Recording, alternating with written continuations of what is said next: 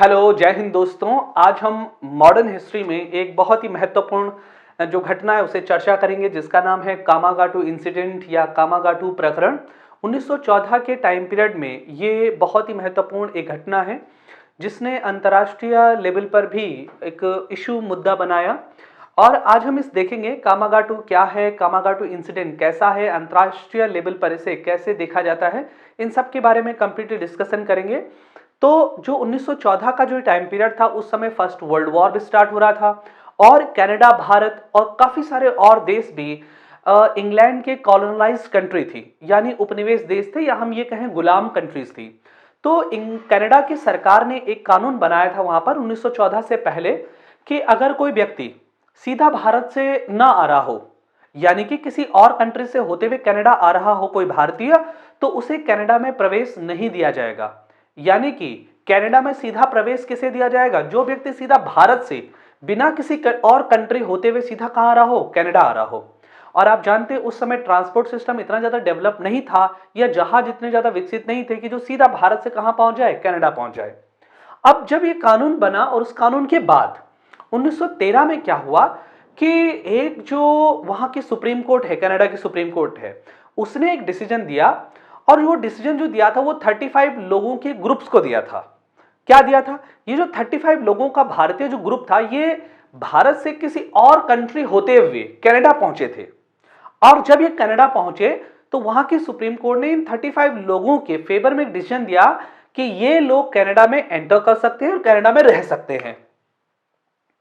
अब जब supreme court ने ये डिसीजन दे दिया, तब ये जो आप देख रहे होंगे सरदार यहां पर गुरुदत्त सिंह जी है, और गुरुदत्त सिंह ने तब ये प्लान किया कि क्यों ना अब भारत से कुछ लोगों का एक ग्रुप कहां जाए, कनाडा जाए। और गदर पार्टी उधर के लोग भी इसमें शामिल थे और गदर पार्टी से मिलकर ये सब लोग एक क्रांतिकारी जो मूवमेंट है, क्रांतिकारी जो आंदोलन का एक जो फेज है, उसे कनाडा से भी चलाएं।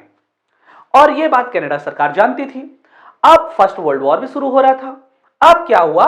गुरुदत्त सिंह ने क्या किया, जरा आगे देखें जरा। हाँ, गुरुदत्त सिंह ने कामागाटा मारू जो है, कामागाटा मारू नामक एक जहाज को रेंट पे लिया। ध्यान से देखिएगा सभी लोग।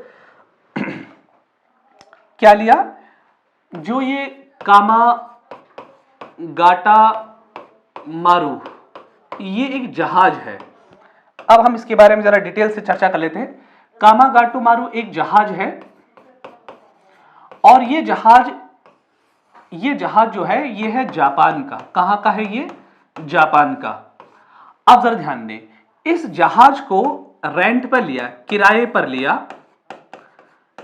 पर लिया। किसने लिया? गुरुदत्त सिंह जी ने लिया। कहां पर लिया? ये जो जहाज लिया गुरुदत्त सिंह ने, ये लिया हांगकांग से। हांगकांग से लिया। हांगकांग में किससे लिया? जर्मनी शिपयार्ड से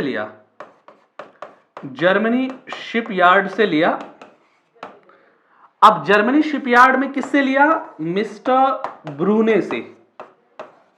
ध्यान दी, is a very important facts, है ना। कामागाटा मारू क्या था? एक जहाज था, एक शिप था जो कि जापान का था। इसे किराए पर लिया मिस्टर गुरुदत्त ने। कहां पर लिया? हांगकांग में लिया। और जर्मनी शिपयार्ड से लिया। जर्मनी शिपयार्ड में मिस्टर ब्रूने से लिया। और गुरुदत्त सिंह ने प्लान किया कि अब 376 लोगों का, कितने लोगों का? 376 लोगों का एक ग्रुप, है ना, कहां जाएगा? कनाडा जाएगा। और कहां से जाएगा? कहां लिया था जहाज? हांगकांग। अब जरा इनकी जरा हम ट्रैवल हिस्ट्री जरा देखें कि कहां कहां से होते हुए इनको कहां पहुंचना था? वैंकूवर या कनाडा पहुंचना था। अब जरा सब लोग ध्यान दीजिए, जो इनका जो एक पूरा का पूरा एक रूट था वो था हांगकांग, आप जानते हैं चीन में है, और वैंकूवर आइलैंड आप ही जानते हैं, वैंकूवर आइलैंड ये है कनाडा में। अब जो इनका रूट जाना था वो ये था। कितने लोगों ने जाना था? 376 लोगों ने। किसमें, कौन से जहाज में जाना था? कामागाटा मारू में जहाज में जाना था। अब जैसे ही ये लोग कनाडा के पास पहुंचे, है ना, जैसे ही लोग कनाडा के पास पहुंचे, कनाडा की सरकार ने अपना डिसीजन लिया। और डिसीजन क्या लिया? डिसीजन लिया कि अब कोई भी भारतीय किसी और कंट्री से होते हुए कहां नहीं आ सकता है? कनाडा नहीं आ सकता, क्योंकि वहां की सरकारें देख चुकी थी कि 376 लोगों का ग्रुप आएगा, फिर ये यहां पर क्रांतिकारी आंदोलन चलाएंगे भारत के लिए, और वहां पर भी इंग्लैंड की सरकार थी, इसीलिए उन्होंने तुरंत से डिसीजन बदल दिया और 376 लोग वैंकूवर आइलैंड से पहले ही क्या फंस गए, पानी में फंस गए, जहाज में ही।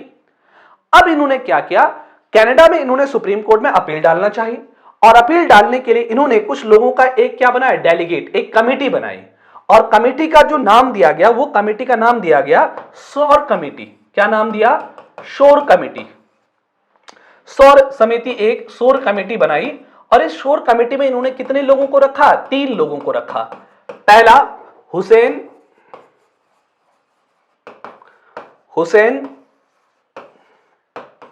रहीम को, दूसरा सोहनलाल पाठक को